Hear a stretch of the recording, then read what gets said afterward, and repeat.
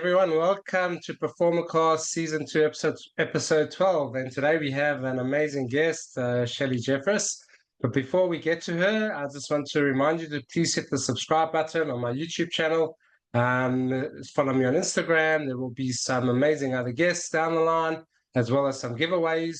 And yeah, there's all the latest in health and wellness coming right here, right here at this channel. So Shelly is reduced her own toxins because basically she was experiencing, like, her parents passed away from illnesses, and she changed her lifestyle and is now helping other people. Welcome, Shelly. How are you doing?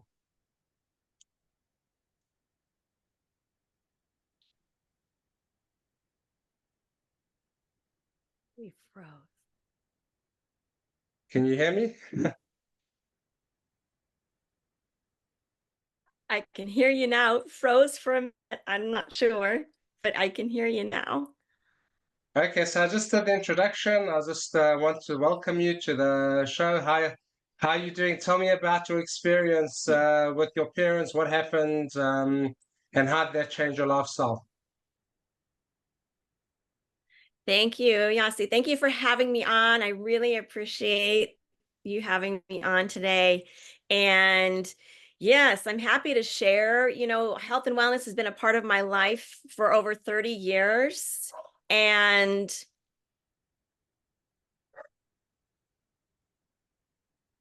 I went through different phases of my life, but really what happened many, many years ago when it comes to living healthy and being more focused on toxins and living healthy and clean, it started when I became pregnant with my daughter, to be honest, and she now is 25 years old. And that's when I became more diligent at looking at labels, reading ingredients, really being more aware of what I was putting in my body. And then years later, my mom was diagnosed with cancer, and she fought her battle for about a year and eventually lost her battle with cancer. And I remember just thinking there must be more to this. And at that point in time, I was trying more products and really expanding what I was looking at as far as what we were using in our home to clean our house, what I was using for creams and lotions and all of the things. And it just kind of opened my eyes to what we were being exposed to. And then 10 years later, my dad died from various illnesses that he had as well.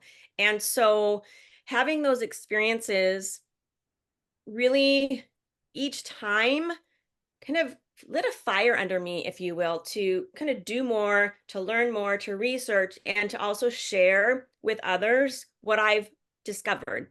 And I will always say it's never perfect. I will always say I don't know it all for sure.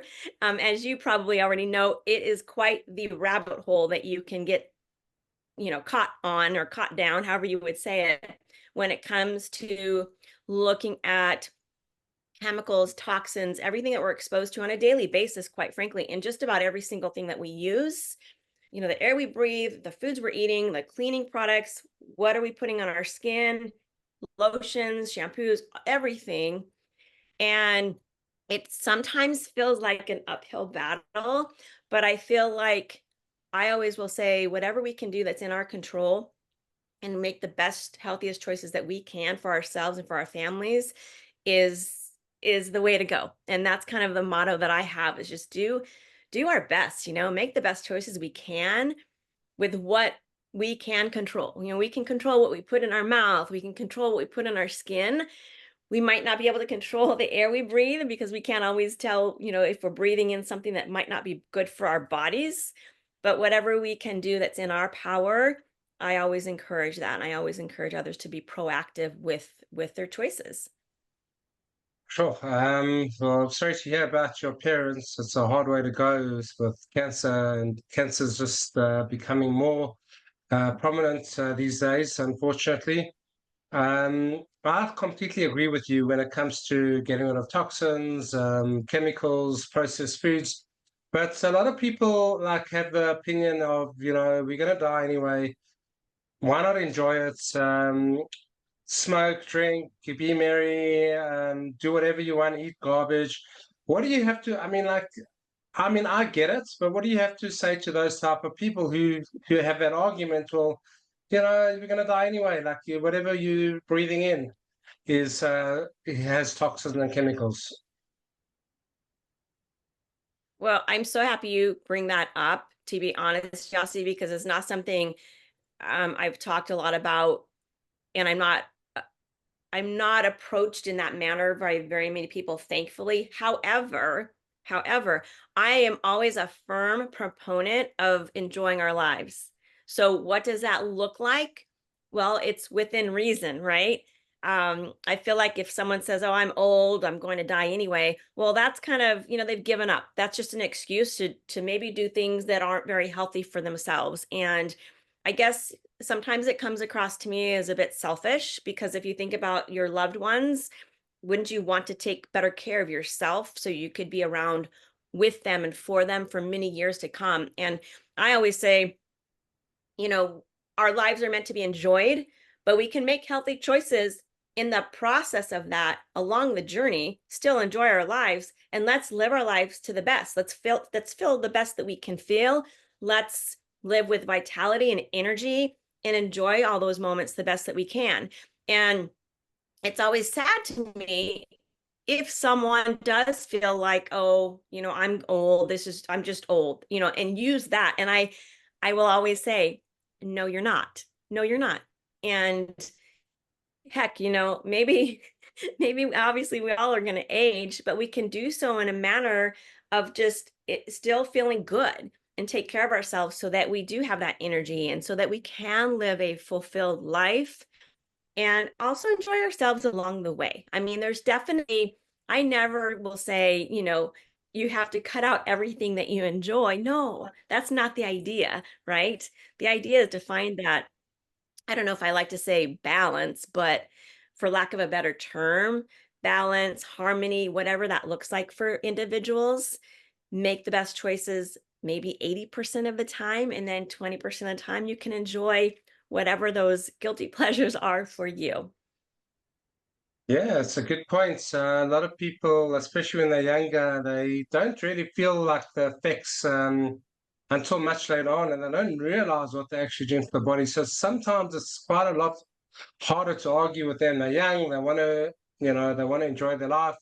And you brought up a good point, wouldn't you want to rather have energy and enjoy it not in a more healthier way and be able to do things with a lot more energy and go adventures and whatever that looks for them, being able to do it, because at the end of the day, like money, they can make money or they can do, they're not going to be able to enjoy it as much if they are, suffering from illness.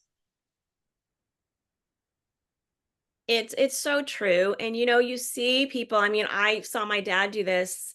He had a mild heart attack, and he, was in the hospital, and at that point in time he was diagnosed with diabetes, and he also was diagnosed with fatty liver disease, not alcohol related.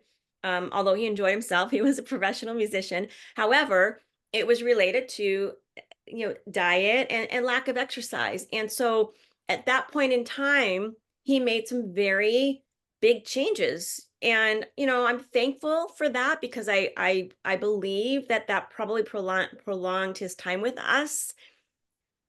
But it also makes me sad for people that wait until that diagnosis to make that change. It's almost like that's just something that some people need in order to go, "Okay, I need to make some serious changes." And I was actually a guest on another podcast recently, and the gal who was running the podcast, that's exactly what happened to her. She had a serious health scare, and then she went on to release, like, I don't know, 80 or 100 pounds, and now she's very, very healthy. But for some people, that's, it's sad, but for some people, that's the path that it takes for them to make those changes. And I always will say, make changes now, take the steps now, preventative measures, so that you don't have to be diagnosed, so you don't have to deal with that illness later on. And of course, nothing is guaranteed, But that's always what I encourage people to do the best we can now so that hopefully we don't have to deal with that later. And that's really my motivation. I don't want my children to see me go through what my parents did. And I know there's no guarantee that that won't happen, but I can take steps to hopefully prevent that from happening and take action to hopefully prevent that from happening. Yeah, prevention is always, like if you're aware of, if you actively invest in your health as much as you do in other areas, relationships and wealth, it affects everything at the end of the day. And as you say, nothing is guaranteed, but chances are, you'll be able to manage things a lot easier and look after a lot of other people as as you age, which is important. People depend on people, and do you want to be dependent on someone, or you want to be independent and be there to help? And that's, I think, boils down to a lot of these different questions. Now, you mentioned, obviously diet and exercise. Um, that's You've obviously made some changes when it come to that. What changes have you made personally, and what do you recommend to other people who are starting and who do want to make those changes before they have to? I think the main thing that I've done through the years is like I mentioned earlier, first and foremost, when it comes to what we're putting in our bodies, looking at labels, reading labels. And I've been a college professor for many years, and I would always tell my students, you don't have to necessarily spend hours upon hours in the grocery store, reading every single label, but have an idea of what you're looking for, perhaps, so you can glance and go, okay, no, that has sucralose. I'm not going to buy that or consume that, or that has artificial ingredients or what have you. And so I think that's one of the easiest places to start. And that's something that I've done for many, many years and will continue to do. One thing, again, when it comes to what we purchase for our food, I have followed for many years, and you are probably familiar with it as well, the clean 15 and the dirty dozen when it comes to our produce, finding those items that have a higher level of pesticide on them, the higher level of pesticide residue, and then those particular items, purchase them organically. And I'm very conscientious of the fact that organic products and produce and foods can be a little bit more expensive. However, my focus is, okay, if strawberries are on sale, for example, organic strawberries, okay, let's buy them. If they are $8 a basket, no, I'm going to pass today, right? So it does come down to price, but it also, I'm very adamant on certain items. I will not purchase them unless they're organic. And that doesn't go for everything, of course, but certain items for sure. And then, cleaning products, I made many changes through the years, but again, looking at the ingredients, and I tell you, it's tricky. I mean, I still have the challenge. I'll look at something and I'll read and I'll research the item, and a lot of times it's a preservative, and I go, why do we need to have preservatives in our laundry soap? Something like that. So it can be time consuming, and I usually will recommend for others just to take one or two things maybe now that you can swap out. Look at something maybe that's in your pantry, and maybe you can find a healthier option when it comes to a snack or whatever it might be that you're consuming. Take the small steps. We don't want to try and make changes overnight. It's just one or two or three little things that we can do along the way that add up over time. And then, add that up, and it's going to pay off in the long run. So that's the big thing that I've done. And that's what I can recommend, is looking at labels, maybe perhaps researching a little bit of the ingredients. And, Yasi, one thing I do have a master class on this topic that I'm happy to share with your listeners, because I feel like if I can condense the time for others, especially moms and families, to take the steps that I've taken, I can share with them what I've discovered and what I've researched and condense the time for them so it doesn't take as much research and time on their end, I can just say, here, I've tried this. I like this, or I know that this has this ingredients and this one is clean. I mean, all kinds of products. I mean, deodorant, lotions, perfumes, just all kinds of things that I've tried and will continue to do so. It's just an ongoing journey, as you know, when it comes to our wellness and our fitness and our health. Yeah, you make some very good points. I mean, like that's also how I started. I noticed I was getting sick a lot, when I was eating rubbish, literally drinking Coca-Cola, eating chocolates, chips, whatever the case is, not looking at the ingredients. And then I started, see, a lot of people aren't aware of what they put in, comes out. They don't connect between, being sick or runny noses and what they're putting in. And that's a huge thing. And like if you are aware of it and then you're able to like, wow, okay, hold on, this is you listening to your body, this is making me feel bad. Why should I continue that? Then yeah, it makes sense. Great. Let's look at the ingredients. How many E's does it have? Does it have E's? Does it have all these ingredients that you can't pronounce? That's full of chemicals and processed stuff. And that's what happened to me over time. And my sickness from 2 weeks, once or twice a year in bed, not productive. I started getting less and less sick each year once I started cutting out these unhealthy things. And now, like if I'm sick, maybe a day, not even, and very light. And it boils down to how your body really reacts with all your food. And that's, as you said, like people don't get it. That's what they're putting in. They're just like, they're taking off a shelf, this tastes good, so it doesn't matter. And live for today, like it's very difficult to make that connection. How do you go about helping people do that? Well, and I think that's such a great point you bring in. And it's so interesting, like for you and your journey, you recognize that you weren't feeling right and you weren't feeling good. And I think that sometimes people just accept how they're feeling and they don't realize how much better they can feel. And I even went through that, even though all my years of health and wellness and feeling pretty energetic and healthy, I went through a phase where I was trying some different nutritional products and supplements. And one in particular, I noticed a difference like within days. And I went, wow, I think I'm really onto something. And so that's just proof to me because I went through it, I experienced it. So then I realized that so many others are going through the same thing. And like you experienced it, you're like, okay, I'm not feeling good. I'm not feeling right. What's going on here? And I love that you touch upon sickness and illness because that's a big thing that I like to share as well is that thankfully as a family, we don't get sick very much at all.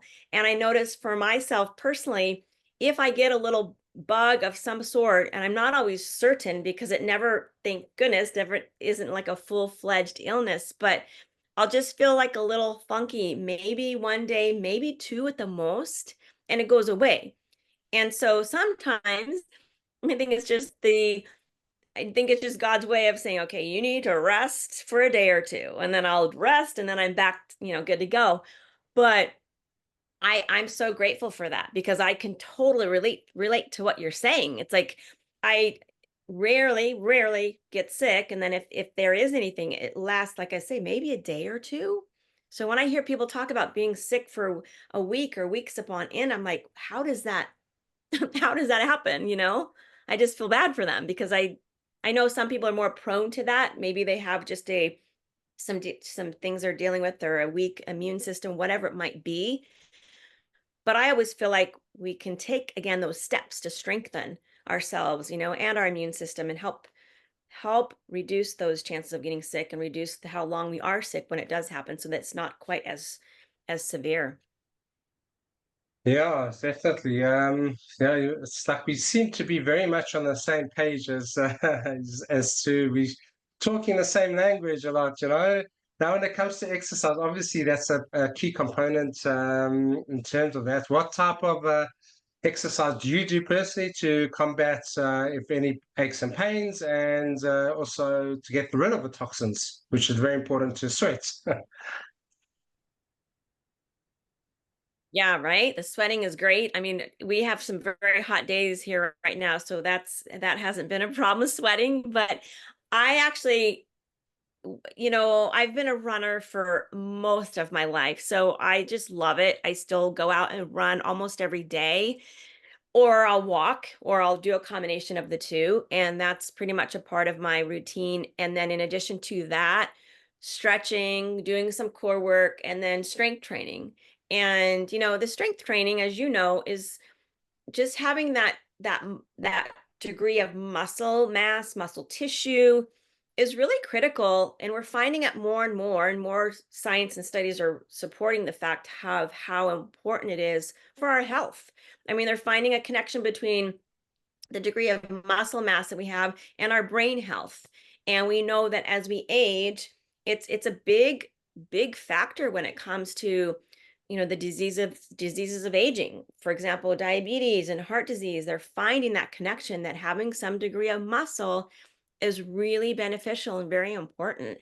And not to mention the fact that as we get older and risking falling perhaps. I mean, if we have some strength with our muscles, our bones are going to be stronger, right? So we reduce that risk of having a very serious illness or injury, I should say, if we were to fall. So I think all of this is so important for everyone to understand, no matter the age, because it really is such a big deal. And I remember learning many years ago and just understanding the importance of having muscle tissue and how that tissue is fiery. It helps with our metabolism, and we want that to happen, right? We want to be able to burn those the fuel we're putting into our body. We want our body to use it. We don't want to just be everything to be dormant and just kind of hanging out. And so there's a lot of different benefits. So the strength training is definitely a part of my routine. About 4 days a week I do strength training as well. And do you see a difference in terms of your energy with the nutrition? Because if, like it's very difficult to just get one and not the other. Like some people will exercise and run, but eat rubbish or, afterwards. And it seems to me very counteractive. It is, right? And I think that's something that for a time, I think there's been people along the years who felt like, okay, well, as long as I'm exercising, I can eat whatever I want. I kind of hope that thought process has changed to some degree, because it's really, it all goes hand in hand, as you know. When we're taking care of ourselves and we're exercising, well, then we are more motivated to be more aware what we're putting in our bodies, I would hope. And so, yeah, that makes such a huge difference. And I know that there's a real benefit, and it's important to consume all of our macronutrients, but there's also that protein and pacing our meals that really uh, comes into play when it comes to our overall health and our overall energy. And so that's something that I work on incorporating on a daily basis. So, I mean, yeah, for sure. I mean, you finish an exercise bout, you want to not only get some good, solid, healthy carbohydrates, but you want to get that protein in your system to be able to feed your muscles and to feed your body. And it makes a big difference for sure. And, I don't want to leave out the factor of hydrating our bodies too, drinking clean, fresh water and making sure we're really replenishing those fluids throughout the day. And that's another big factor. And that can affect our energy, as you well know, if we're not hydrated, a lot of times we could have a headache, or we'll feel tired, or lack of energy. And sometimes it's just because we need more, fluids in our body. So definitely that all plays a part in our overall energy for sure. Yeah, look, it's a sad thing when people, they do things and they going and they heading towards a mountain and there's a big cliff and they're still running full pace towards it and they can't see it. It's scary. I mean, like you and I, like we can see like that cliff and no, hold on, stop doing that. Like I'm very much into longevity and sustainability, so I'm always looking at things that saying not necessarily biohacking the system, because sometimes I don't feel that's injecting testosterone or whatever into you extra. I don't know if that's has long-term benefits and that's healthy. What other, not hacks, but what other like advice would you give to people? The other piece of advice I would share is to take time in this busy world to have some quiet downtime. I think sometimes we we forget that, or we don't realize the importance of it. And I could just be speaking, I'm older, so with age comes wisdom, right?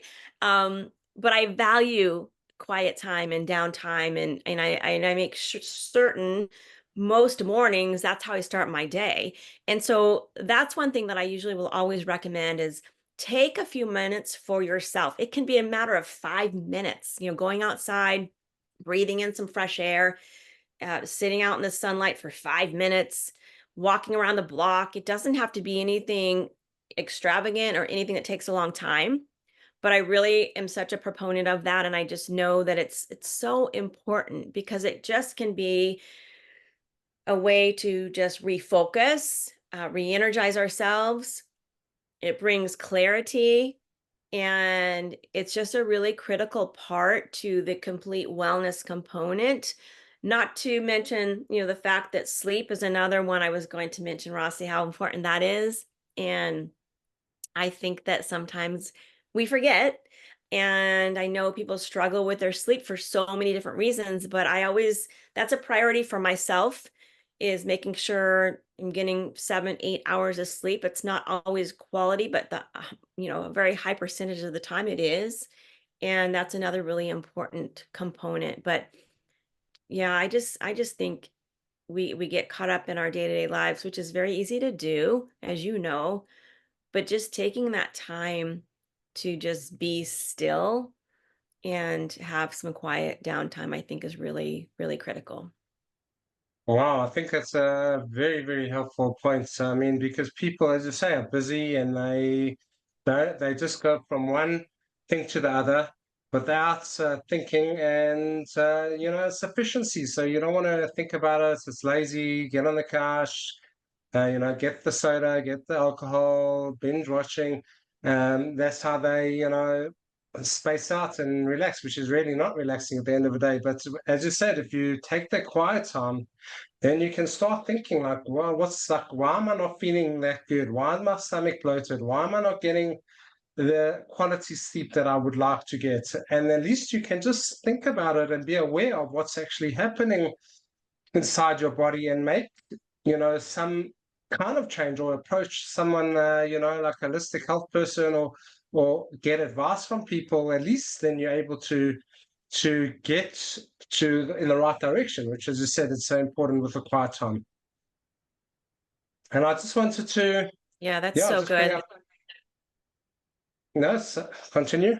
Well, I was just going to say, there's so much noise in the world, if we don't quiet the noise for just even a couple minutes to really even come to any of those conclusions like you're referring to, it's hard to really, you can't. When there's too much going on and too much going on around you and the noise, you have to have that time, right, to be able to sit back and have it quiet so you can really kind of come to some decisions and conclusions of what you can do to help yourself feel better and just to help you with your overall health and your life, your livelihood and longevity. Like you said, that's a big one. Live with, longevity, quality of life. You want to live, but you just don't want to live. You want to live feeling great, right? That's the whole Yeah, of idea. course. Yeah, you mentioned, your stories with your mother passing away from cancer. That's a huge problem these days with so many people have different types of cancers.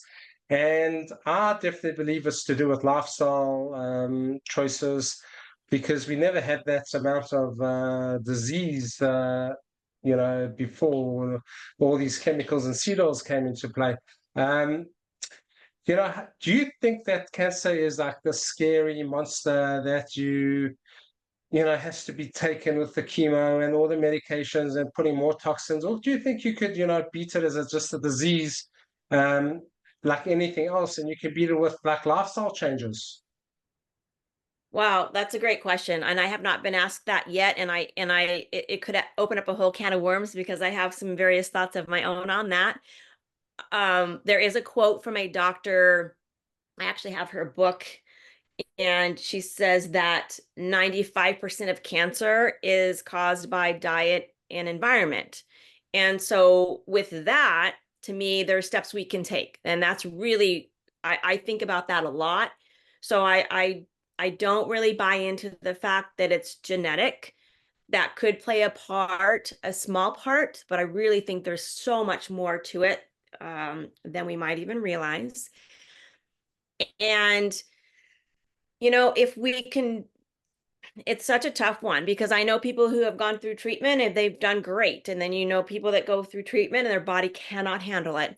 And then people that go for the natural route and it's amazing. And then people go for the natural route and it might not be successful. So I don't really have an answer to that. However, I do feel like there is a cure out there. I mean, I hesitate to even say that, but part of me believes that. It's a tough topic, but in some ways, there's some people that would not make a lot of money if people were no longer sick. And so, I understand the value of medicine. It's not even that. I understand the importance of doctors and everyone in the medical field. I mean, I'm not bashing that in any way, shape, or form. But part of me, I think when my mom got ill, I just started to really kind of think about this in a little bit of a different light and think about all of the years, the many, many, many years they've been looking for a cure, the many years they've been taking donations to put towards a cure. And I just have to believe something's out there. Something's out there for us. So it just kills me to see people go through. I just did a podcast interview with a gal whose husband got diagnosed with leukemia in his 30s. And quite frankly, the treatment just basically killed him, is basically what happened. And so I guess it's just, each situation is unique and different. And I don't have the answers, although it just seems so harsh to put a body through that because, as you know, it's killing the cancer cells, but also killing the healthy cells. And so it's a very, very tough situation. And I just think each situation is different. But I really, if someone can do it from a natural standpoint, and I know people that try that and doesn't really work. So then they end up going for the medicine and the chemo. So again, I just think each situation is a little bit different and unique and what's going to be the answer and the best treatment. There's definitely no black and white answers or easy answers out there when it comes to that, especially as such a sensitive topic. But yeah, I believe that lifestyle definitely plays a part. Genetics, as you said, it does, but like I also believe a very small part. Your mind is very powerful in terms of where you direct it to and what you believe. Um, but it takes a lot of awareness, and I think that comes with a lot of these pauses that you were talking about, to reflect and to be able to see where your direction is going. What's your priorities? What's where you want to focus on for the next stage of your life. And yeah, so just I wanted to Yes. wrap it up. I wanted to ask you, what's your one piece of advice that you would give, knowing what you went through? What's just one little nugget that you can give to the audience? Well, I would say a nugget, I have quite a few, but when you go through like the experiences I went through, I think it's having faith and knowing that there's something, there's a purpose in our pain and the things that we experience and what we go through. So having faith that even if it's a painful moment, there's going to be joy at the other side, and we learn and we grow through these experiences. And it just again goes back, Rossi, to those taking those moments, like you just hit it on the head perfectly. If we don't take those quiet moments, it doesn't give us time to work on our mindset and really to think about what's the best choice for myself and for my family. And I think that's just the key in this day and age, is just really reflecting on that and taking those moments to really process what we go through the emotions. I will always say that, go through the emotions, and always just know that there's so much good out there, and there's so much good on the other side, even if we're going through a moment of struggle. and to take the moment for yourself, to put your health and your self-care as a priority is always so critical. And I give that motto to my moms, like my mom's group. That's my big thing, is take the time for you, fill your cup up, and this applies to everyone really, so that you can be there for your loved ones and you can have that energy and you can be present for everyone in your life and for Wow, got yourself. goosebumps right there. Very powerful stuff. I want to thank Shelly so much for being on the show. Just remember to please subscribe. Wow, what amazing lessons we can learn and get our lives together. Yeah, just please hit the subscribe button. Are going to be giveaways and amazing other guests. We've had amazing guests in the past and continue to have amazing guests. So thank you so much for coming on the show, Shelly. Thank you, Rossi, so much for having me. It was great. It was a great conversation, Rossi. Thank you. I appreciate you. Pleasure, pleasure.